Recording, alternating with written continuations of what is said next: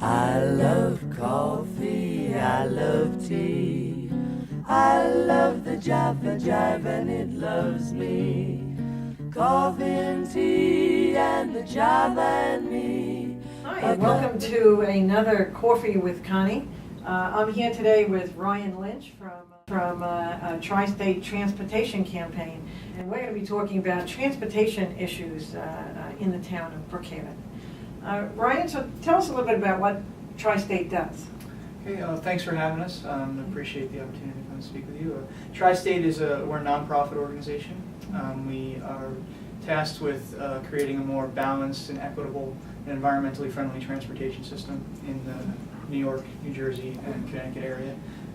We were founded in the early 90s by planning and environmental organizations that thought there was a gap in transportation advocacy and the connection between land use and transportation.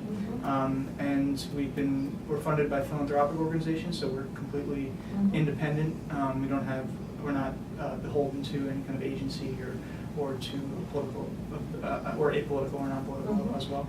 And we've been working on Long Island for throughout that entire time, and mainly focusing on the New York State Department of Transportation and also Long Island Railroad. Okay.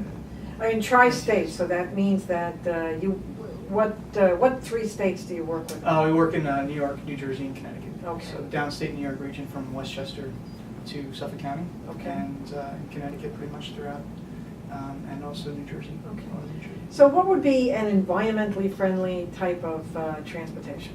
Well, there's many. I mean, we think that, obviously public transportation, getting people on buses, getting people on trains are integral to becoming environmentally sustainable. But there's also cycling and walking that are often not considered viable transportation modes, but they could be if we plan for them. Right. Yeah. Okay, so what is that like in Suffolk County as far as the state of our buses? State of transit in Suffolk Yes. County. Well, we have Suffolk County Transit, which is the bus system for the county of Suffolk, hence the name. But there's also some private enterprises, Huntington Area Rapid Transit, and some others that link into Nassau County's Long Island bus system. But primarily it's the Suffolk County Transit, and surprisingly, I was surprised when I first learned that it services 6 million people a year.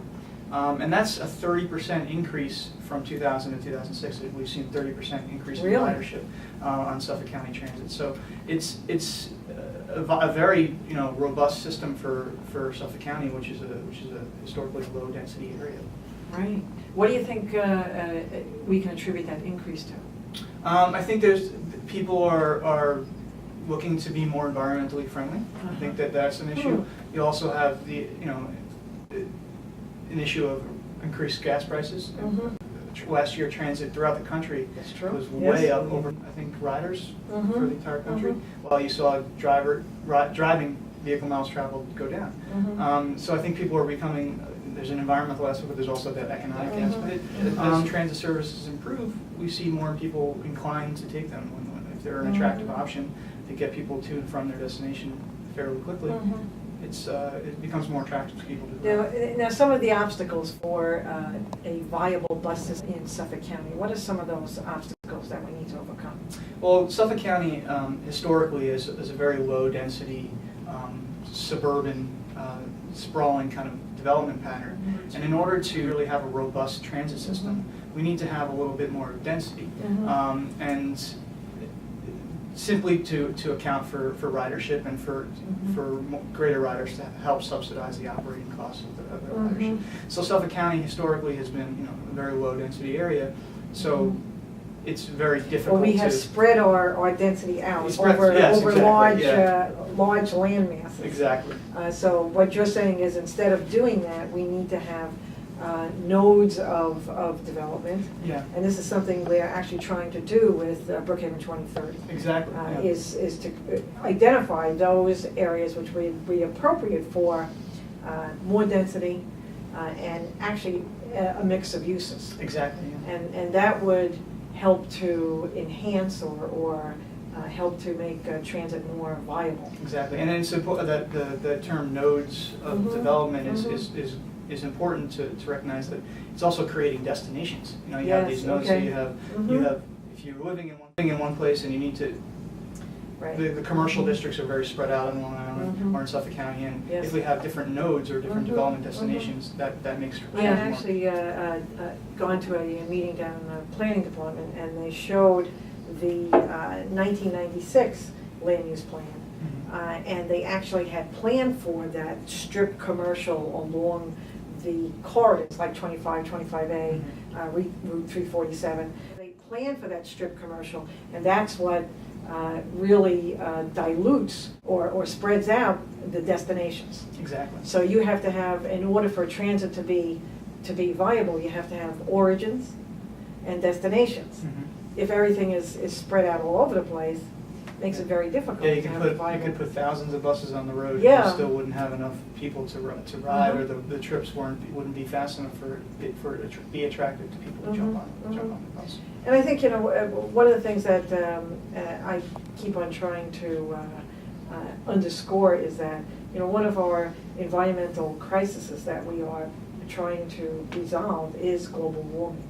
And you want to speak a little bit to how a bus system, or having a viable bus system, and maybe changing our land use patterns could help to resolve that issue?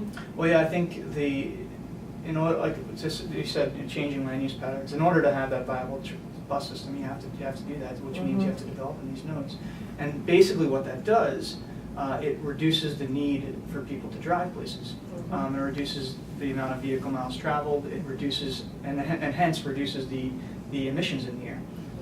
So by creating these destinations or nodes or walkable environments or bikeable environments, you're creating areas where people don't need to drive, or if they do drive, they can drive one park and then get out and walk around downtown to do several errands instead of having to drive from one shopping mall to another strip mall and back and forth. Yes. So in the process, you're reducing the emissions in the air, and it's good for the environment. Absolutely.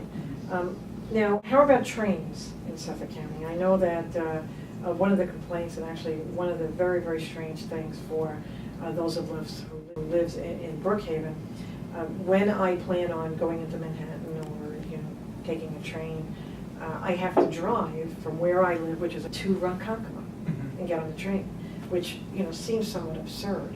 So can you speak to that, how we can improve our train system? Well, I think the train system on Long Island is one of the best in the country. It's surprising. They have one of the highest ridership. Really? I mean, it's in the country. It's pretty, you know, considering how many people they take in and out of the city a day. It's pretty impressive. Yeah. Yes. One thing to kind of bolster train ridership, and also by a corollary improve it, would be to target our land use development around these train stations. And that's something that actually Brookhaven does very well with Brookhaven 2030, and also in particular, TriState, our organization, is administering a grant to the town of Brookhaven for a transit-oriented development program around Brookhaven. We received the funding from the One Region Funders Group, of which the Long Island Community Foundation and the Roush Foundation are members. And we are targeting the dollars to the town of Brookhaven to help with their draft environmental impact statement. So what we need to do in order to bolster train service, and also this can be used for bus stops as well, but is to target our development around those transit stops, which increases ridership, helps subsidize the operating costs, and that way the agencies can improve their service and make it more attractive. Right. Now, these types of development you're describing are TODs, or transit-oriented development? Pardon me, boy, is that the Chattanooga Choo-Choo? Yes, yes, track 29. Boy, you can give me a shine.